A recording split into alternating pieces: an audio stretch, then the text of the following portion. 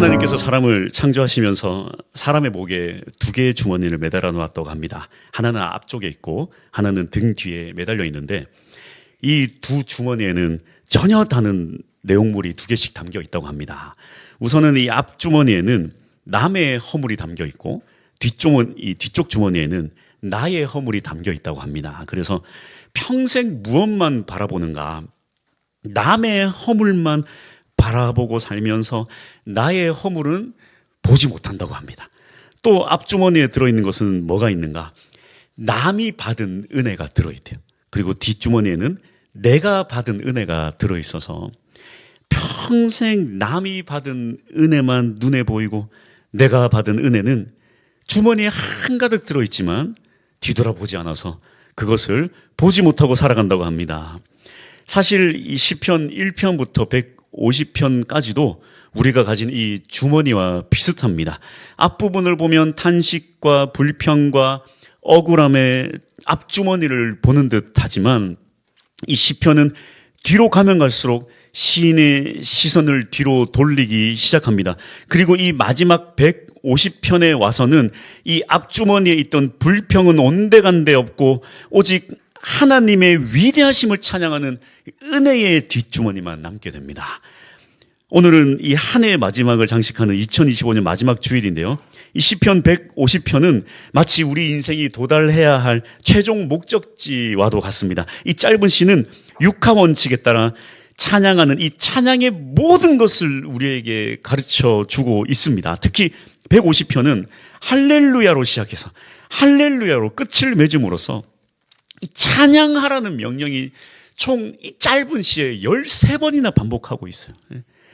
그 시편에는 인생의 희노애락, 탄식과 눈물, 부조리한 세상에 대한 한탄이 모두 농축되어 있지만 이 모든 과정의 끝은 결국 무엇인가? 바로 찬양이어야 한다는 것입니다. 그래서 오늘 우리가 열심히 살아감에 있어서 그리고 호흡을 다하는 그날까지 우리의 삶은 하나님에 대한 찬양으로 가득 채워져야 합니다. 그래서 오늘 이 본문은 짧은 6개의 절로 이루어져 있지만 육하 원칙에 따라 완벽하게 찬양이 무엇인지를 잘 설명해 주고 있습니다. 하나씩 좀 살펴봤으면 좋겠는데요. 첫 번째로 어디서 찬양하는가? 1절입니다. 할렐루야 그의 성소에서 하나님을 찬양하며 그의 권능의 궁창에서 그를 찬양할지어다. 먼저는 성소에서 하나님을 찬양하라 말하고 있습니다. 성소라 하면 구약에서는 말 그대로 예루살렘 성전에 있는 그 성전에서 찬양한다는 의미겠지만 신약에 와서는 이 성소의 의미가 확장되죠. 먼저는 하나님이 계신 곳이 성전인데 어디겠습니까? 바로 성도의 이 거룩한 몸이 성전 아니겠습니까? 또한 이 성전 한 개인의 몸만 성전이 아니라 두세 사람 이상이 모인 곳에 하나님이 함께 하시겠다 약속하신 것처럼 이 교회 공동체의 모임이 바로 성전입니다. 즉 찬양은 어떻게 되는가? 먼저는 이 개인이 내가 먼저 찬양을 해야 되고 또 공동체가 함께 찬양을 해야 합니다. 그리고 오늘 이 1절의 뒷부분 보니까 찬양의 장소가 그 범위가 확장이 되는데 권능의 궁창에서 찬양하라 말하고 있습니다. 이 궁창이라 하면 창조기사에서 나오는 이 드넓은 우주 공간을 의미하는데 이것은 온 우주를 다스리는 하나님의 초월하심을 의미하죠.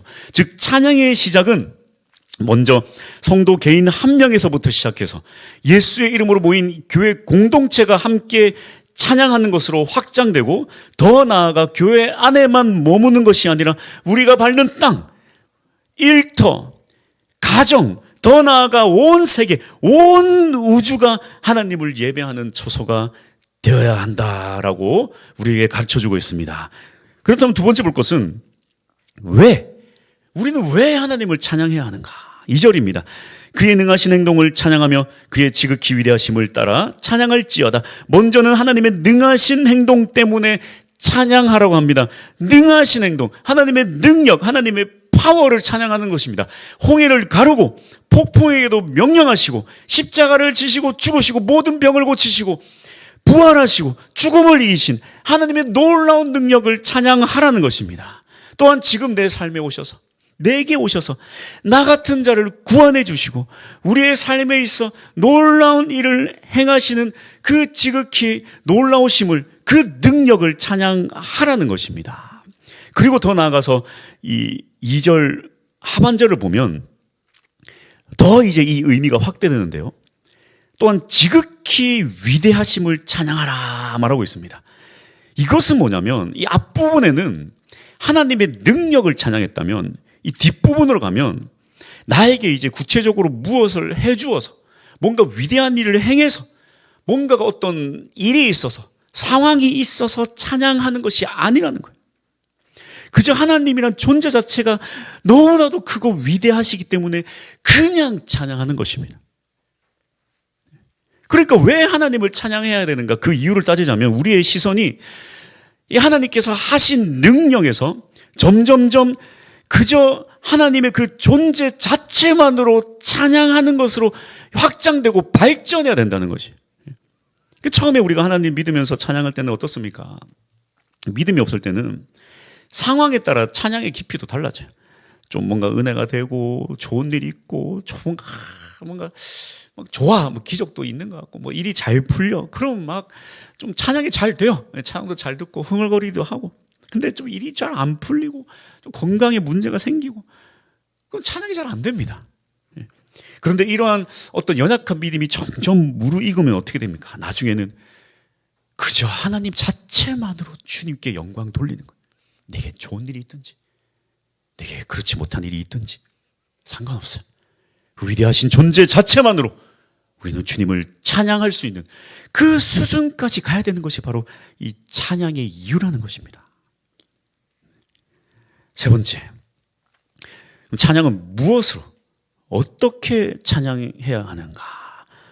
오늘 본문에서는 참 잘 알려주고 있는데요. 3절에서 5절입니다. 나팔 소리로 찬양하며 비파와 수금으로 찬양할지어다.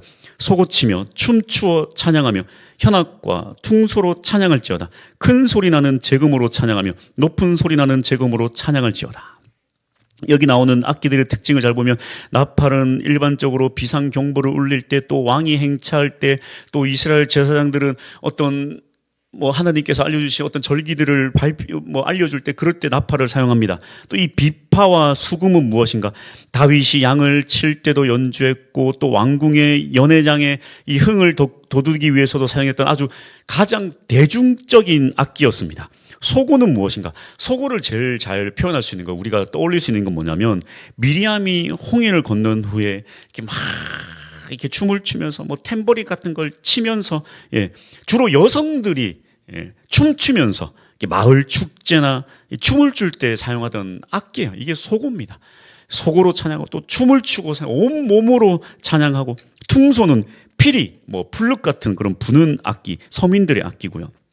재금은 심벌지 같은 것입니다. 그래서 오늘날에도 드럼도 심벌지가 여러 개 있듯이 그날 고대 시대에도 큰 소리 나는 재금 따로 있고 높은 소리 나는 재금 따로 있고, 그래서 이 재금 치고 저 재금 치고 하면서 이렇게 찬양을 하라는 것입니다. 이것은 무엇을 뜻하는가? 150편에 나오는 이 악기들은, 시편 150편에 나오는 이 악기들은 그러니까 성전에서만 쓰는 거룩하고 특별히 구별된 그런 악기들이 아니라는 거예요. 당대 이 고대 근동 사람들이 전쟁터에서나 연회장에서나 일할 때나 마을 축제가 있을 때나 노동요 부를 때나 그럴 때 일상생활에서 흔히 사용하던 그런 생활 악기였다라는 것입니다. 그러니까 하나님을 찬양하는 이 천상의 찬양은 성전에서만 존재하는 특별한 악기로 하라는 게 아니라 일상 속에서 노래할 때 쓰는 모든 것을 가져와서 그것으로 하나님을 찬양하라고 지금 하신 거예요. 찬양의 힘이 바로 여기에 있습니다. 아무나 접근할 수 없는 거룩한 그런 악기와 그런 장소가 아니라 우리의 일상이 찬양이 되어야 된다는 것이에요. 우리의 삶의 애환이 찬양으로 변화되어야 한다는 것입니다. 이것이 바로 이 진정한 할렐루야 찬양입니다. 그러니까 이 세속적인 것들이죠. 전쟁터에서나 쓰던 그런 피비린내 나는 나팔, 술잔치에서나 쓰던 그런 비파, 수금, 마을 행사 때 여자들이 흥을 돋우기 위해 춤추며 리듬 탔던 그런 소고, 그것들을 그대로 가지고 와서 그 모든 흥과 즐거움을 그대로 방향만 하나님께로 향하는 것이, 그것이 바로 찬양입니다. 악기 싹 갖다 버리고 다른 악기로 하는 게 아니에요. 그러니까 악기가 거룩하고 교회에서만 쓰는 악기 따로 구별되어야 된다는 게 아닙니다. 세상 유흥을 위해 사용하던 그런 악기들이라 할지라도 그 방향이 하나님으로 향할 때 그것이 바로 이 거룩한 찬양이 되는 것입니다. 그리고 참 이 아이러니한 게 뭡니까? 중세 시대에 교회가 가장 타락했을 때에 그때 찬양들이 가장 예술적이었고 가장 전문적이었으며 그때 가장 발전했었습니다. 가장 화려하게 꽃을 피웠던 게 그때의 찬양들이에요. 그래서 그때 찬양들은요, 천재 음악가들 아니면 절대 부를 수도 없고 연주할 수도 없었고 매우 특별하고 전문적으로 연주를 뭐 어릴 때부터 한 그런 자들만 부를 수 있고 연주하고 감상할 수밖에 없었다라는 것이에요. 아이러니하지 않습니까? 예배가 타락하면 찬양이 어떻게 되는가를 매우 잘 보여주는 대목이라 할 수 있겠습니다. 그러니까 이 찬양의 타락은 뭐냐? 찬양의 타락은 오히려 너무 거룩해서 서민들은 가까이 하지조차도 못하고 이해할 수도 없는 아무나 할 수 없는 찬양이 되어버리는 것이 그게 찬양의 진짜 타락이에요. 그래서 아무나 함부로 부를 수도 없고 우리 실생활에서 사용할 수도 없고 그렇게 일상에서 점점 찬양이 멀어지게 될 때 그것이 바로 찬양의 타락입니다. 예배의 타락이 거기서 시작되는 거예요. 우리가 알고 있는 상식과 전혀 상반되지 않습니까? 그 다윗이 언약궤를 찾아오면서 막 기뻐서 춤추며 찬양을 할 때에 여기 이 옷이 벗겨졌다는 것은 바지가 후러덩 벗겨졌다는 게 아니고 다윗은 대단히 무겁고 큰 권위를 주는 그런 왕의 옷을 벗어 던진 거예요. 원래 이 나라의 큰 행사 아닙니까? 언약궤가 들어오는데 그 왕이 행차할 때 얼마나 이 왕의 옷을 입고 위대하게 들어와야 돼요. 근데 그 대단히 무겁고 권위를 주는 그 옷을 그냥 싹 벗어버리고 아주 간편한 배 에봇을 입고는 어린아이처럼 막 춤을 춘 거예요. 그러니까 미갈이 그분이 기가 차요. 저 방탕한 자가 염치 없게 자기 몸을 드러냈다 저거 비난을 한 것입니다. 이게 지금 몸매가 드러난 게 아니라 정신 나간 거지. 왕의 권위를 상징하는 왕의 옷을 벗어 던지고 신하들이나 입는 그런 옷을 입고 춤을 췄기 때문에 저거 왕의 채통을 저거 아이고 저거 좀 봐라 저거 아주 천박하게 보인 아주 천박하다 왕이 그런 의미입니다. 미갈이 누굽니까? 이 사울의 딸로서 왕가의 자녀 아닙니까? 그러니까 채통을 중요하게 여기는 거예요. 채통을. 저 어디 저 평민들이나 저 계집종들이 입는 저런 곳에서 말이야. 그런 사람들이 다 보는 앞에서 저 왕의 옷까지 다 벗어 던지고 저 춤을 추고 그걸 비난한 거예요. 즉 미갈의 찬양은 채통이 중요하고 사람들의 시선이 더 중요했지만 다윗의 찬양은 왕으로서 부르는 찬양이 아니라 오직 한 명의 예배자로서 진심을 다해 주님께 찬양하며 나아갔던 것입니다. 그러니까 하나님이 다윗에게는 복을 주시고 미갈에게는 저주를 준 것을 볼 때 우리의 찬양이 어떠해야 하는지 매우 잘 알 수 있어요. 이 시대에 얼마나 많은 미갈들이 있습니까? 하나님을 향한 마음보다 다른 것들을 중요하게 여기는 이 분주함의 미갈들이 너무 많아요. 이 시대 진심으로 하나님을 갈망하며 찬양하기보다 비판하고 비난하고 이게 문제고 저건 저게 문제고 요건 요게 문제고 똑똑이들만 이 미갈이 똑똑해서 문제야. 똑똑해서 왕가의 집안이라서 문제라는 거예요. 하나님 앞에 왕이 어디 있고 서민이 어디 있고 평민이 어디 있습니까? 우리는 두려워하며 주 앞에 나가야 돼요. 어디 하나님 앞에 채통이 어디 있습니까? 어떻게 찬양해야 하는지 잘 보여주고 있는 거예요. 네 번째, 누가 언제 6절입니다. 호흡이 있는 자마다 여호와를 찬양할지어다. 할렐루야. 누가 하나님을 찬양해야 됩니까? 호흡이 있는 자입니다. 여기 이 호흡은 히브리어로 네시아마입니다. 하나님이 흙으로 사람을 빚은 다음에 코에다가 후 풀어넣으신 게 이게 네시아마예요. 지금 그거 있는 자마다 찬양하라는 거예요. 하나님이 이 네시아마가 어떤 호흡이냐면 그냥 후가 아니라 산모가 아이를 낳을 때 제일 중요한 게 뭡니까? 호흡이에요. 숨 쉬십시오. 그런 호흡입니다. 하나님이 우리를 빚으시고 우리에게 호흡을 넣을 때 후한 게 아니라 후 해가지고 우리를 생명이 되게 하신 겁니다. 온 힘을 후 하나님 안에 있는 모든 것을 우리에게 다 갖다 불어 넣으시고 그 호흡이 있는 자마다. 욥기 33장 4절 하나님의 영이 나를 지으셨고 전능자의 기운이 나를 살리시느니라. 여기 전능자의 기운이 할 때 이 기운이 네시아마예요. 네시아마. 호흡, 기운, 하나님의 호흡, 하나님의 기운이 있는 자. 여기 보면 이 하나님의 영, 루아흐, 이 성령을 뜻해요. 이 욥은 지금 성령이 나를 지으셨고 하나님의 기운, 하나님의 호흡이 나를 살리셨다. 성령과 호흡을 생명과 연결하고 있습니다. 이것은 예수님도 마찬가지예요. 요한복음 20장 22절 이 말씀을 하시고 그들을 향하사 숨을 내쉬며 이르시되 성령을 받으라. 이것은 마치 하나님께서 호흡을 통해 우리를 살리시듯이 예수님도 창조주로서 호흡을 통해 우리에게 성령을 주시는 것을 아주 극적으로 잘 보여주고 있습니다. 그래서 여기에 이 호흡이 있는 자들은 뭐냐면 하나님의 영이 있는 자들, 하나님의 영이 있는 자, 하나님의 호흡이 있는 자, 하나님의 기운이 있는 자, 하나님의 호흡으로 이 영이 되살아난 자. 그래서 찬양은요 누구나 할 수 있지만 아무나 할 수 있는 건 아니에요. 특계층 그런 특별한 사람만 하는 게 아니라 누구나 할 수 있지만 아무나 할 수 있는 건 아니에요.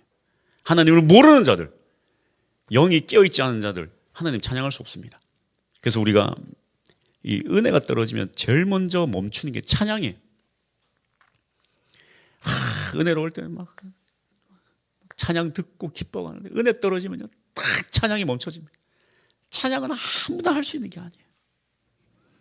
영의 호흡이 끊어진 자들은 절대 찬양을 기쁨으로 주님 앞에 나아갈 수 없는 것입니다. 그렇다면 다섯 번째, 찬양의 방법은 무엇인가? 예배의 본질은 무엇일까요?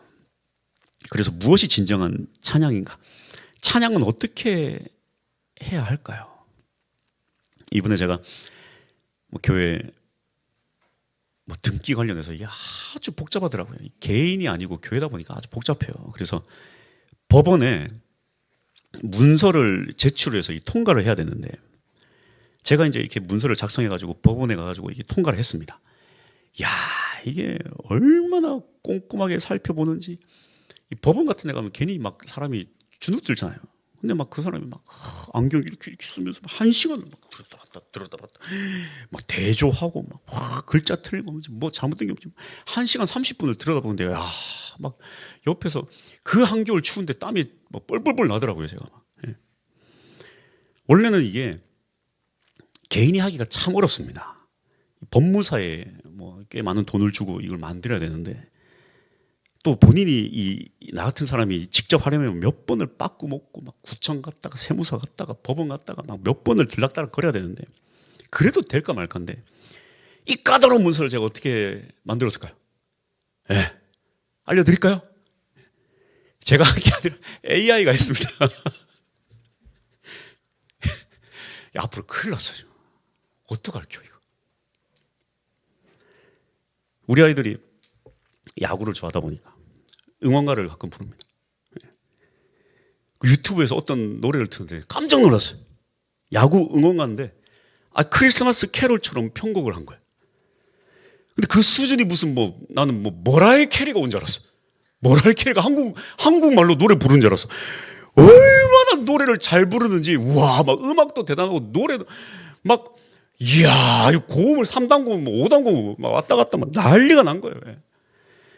그 뭐 이렇게 음악이 이렇게 장난이 아닌가 봤더니 그 AI로 만들어요. AI. 인간이 흉내낼 수 없는 엄청난 가창력으로. 여러분, 이제 이 완벽함에 대해서는 인간이 AI를 따라갈 수가 없습니다. 음악적 실력, 뭐 완벽함, 정교함, 가창력, 음악 보면 다른 것도 마찬가지. 이제 인간이 이런 것들을 이길 수가 없어요. 하지만 제가 이번에 여러 가지 좀 AI를 통해서 작업을 하면서 뭐 주보 디자인도 하고 뭐 여러 가지 제가 하면서 깨달은 게 있어요. 얘가 모르는 게 있어. 뭘 모르냐면 AI는 여전히 진심이라는 걸 몰라요. 진심이라는 걸 모르고 내면의 아름다움이라는 걸 몰라요. 모르더라고. 이해하지 못해요. 다행히도 하나님이 원하는 예배는 이런 AI 같은 완벽한 예배가 아닙니다. 실력 없어도 돼요. 완벽하지 않아도 됩니다. 정교하지 않아도 되고 가창력 없어도 돼요. 하지만 우리의 예배는 그 무엇으로도 대체할 수 없는 진심이 담겨 있어야 됩니다. 이 진심은 대체 불가능해요. 진심은 대체 불가능해요. 여러분, 완벽한 찬양은 어디서 제일 잘하는 줄 아세요? 예? 어디서 제일 잘한다고요? 완벽한 예배. 완벽한 찬양? 저 북쪽에 김씨 집안 우리 위대한 대단합니다. 예. 하나님 그런 찬양 싫어하세요. 칼군무 위대한 수령님. 수령님이랑 다 나와버려. 네. 진심은 대체로 그런 겉으로 드러난 거는 누구나 연습하면 할 수 있지만 내 속에 있는 진심은 대체할 수 있는 게 아무것도 없어요. 아무것도 없습니다. 그렇게 진심을 다해 예배하고 찬양할 때에 우리의 심령은 성령 충만한 임재를 경험하는 거예요. 사실 이 성령 충만이라는 게 참 모호하잖아요. 여러분, 무엇이 성령 충만입니까? 왜 하나님은 가장 귀한 선물인 이 성령을 아주 손에 확 잡히거나 눈에 확 보이거나 그렇게 주시지 않을까요? 무엇이 성령 충만일까요?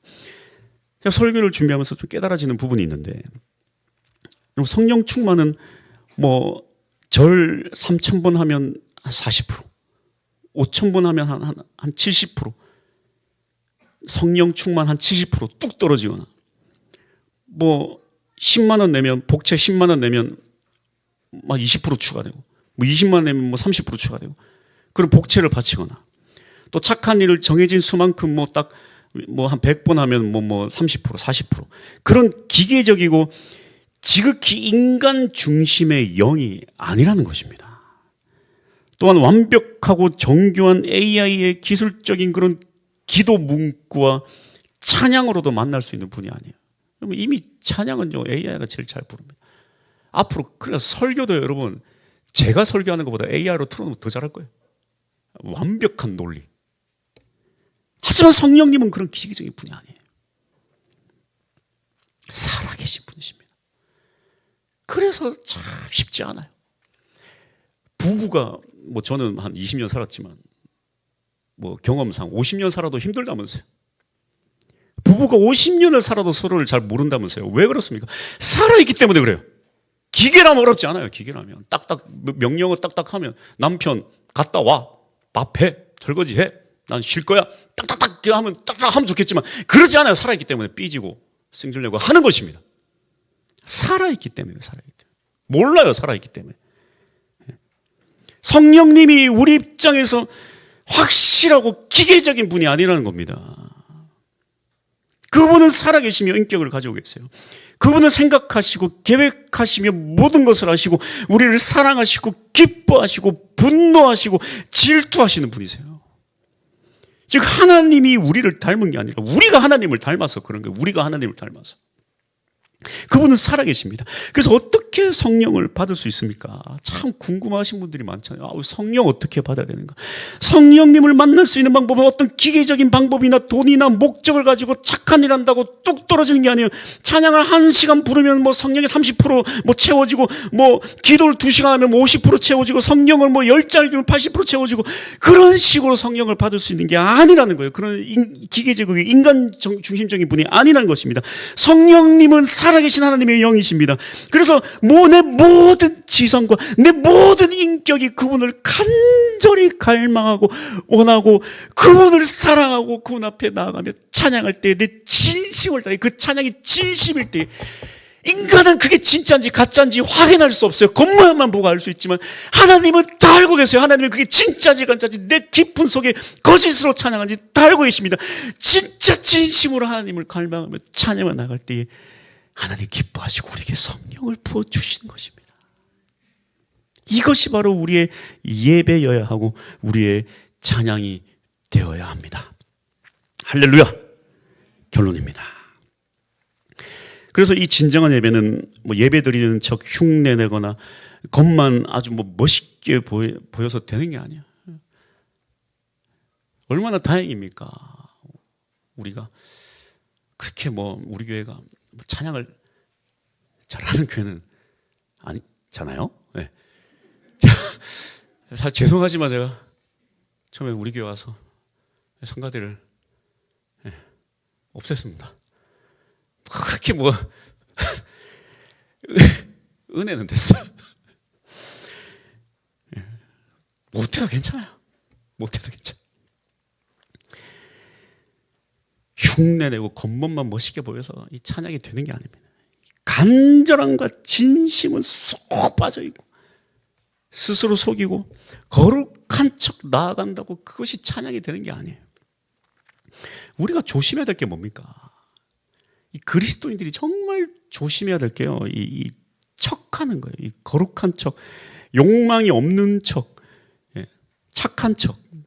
여러분, 이 욕망이 없는 척, 뭐 이렇게 주장하는 사람들 여러분 얼마나 조심해야 됩니까? 보세요. 이러한 아이러니가 발생하는 거예요. 웃음 치료사가 알고 봤더니 세상에서 제일 불행하고, 무소유 주장하는 사람 알고 봤더니 풀소유 가지고 있고, 돈 싫다는 사람 알고 보니까 돈에 미쳐 있고, 쾌락 줄입시다, 도파민을 자극을 줄여야 된다, 쾌락을 줄입시다 하는 사람 보니까 쾌락에 쩔어 살고 있어요. 여러분, 그래서요, 이 돈 싫어한다, 나는 욕망 없습니다, 그런 사람들 조심해야 됩니다. 거짓말쟁이에요. 인간은요, 인간의 힘으로 그걸 이길 수가 없습니다. 무슨 마치 자기가 대단한 무슨 성인이 된 것 마냥, 내 힘으로 그게 안 된다는 거예요. 그게. 그리스도인들은 이러한 욕망을 다 다스린 돌을 닦은 사람들이 아니에요. 우리는 그게 우리 힘으로 되는 게 아닙니다. 우리의 삶도 똑같아요. 내 앞에 불행만 보이고 남이 받은 은혜만 보이는 거예요. 내가 받은 은혜는 보이지도 않고, 웃음보다 불행이 앞서고, 무소유보다 풀소유가 좋고, 쾌락에 절제하지 못하고, 막 어쩔 때는 막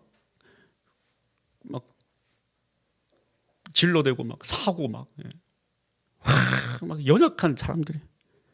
그러니까 우리의 거룩함은 우리가 뭔가 대단히 특별하고 위대해서가 아닙니다. 겉보기에 화려하고 아름답기 때문에도 아니에요. 보잘것없지만 이런 보잘것없는 우리가 주님 앞에 진심을 다할 때에 주의 성령이 우리를 덮어주시고, 우리의 연약함을 강함으로 덮어주시고, 마치 보잘것없는 룻에게 보아스가 이불을 덮어주듯이 강함으로 우리를 채워주신, 이게 바로 우리의 거룩이고 우리의 예배고 우리의 찬양이 되어야 되는 것입니다. 무슨 뭐 거룩한 악기 따로 가져와서 하는 게 아니고, 무슨 거룩하고 특별한 사람만 하는 게 아니고, 부족한 악기, 부족한 우리들이지만 그렇게 하나님께 영광 돌릴 때 하나님이 우리를 거룩하게 해주시는 거예요. 이것이 바로 예배입니다. 할렐루야. 2026년 무엇보다 이 충만교회가 예배로 승리할 수 있는 교회가 될 수 있길 축복합니다. 얼마나 다행입니까? 최소한 성가대는 100명 이상 있어야 되고, 찬양팀은 최소한 그래서 우리는 끝났어요. 우리는. 할렐루야. 우리는 이거 못한다고. 우리는 이게 안 된다고. 이거.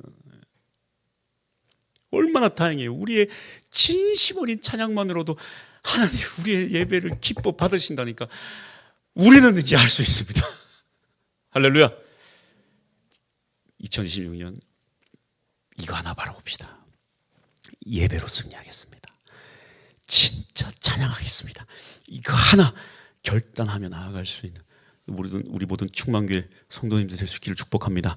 찬양합시다.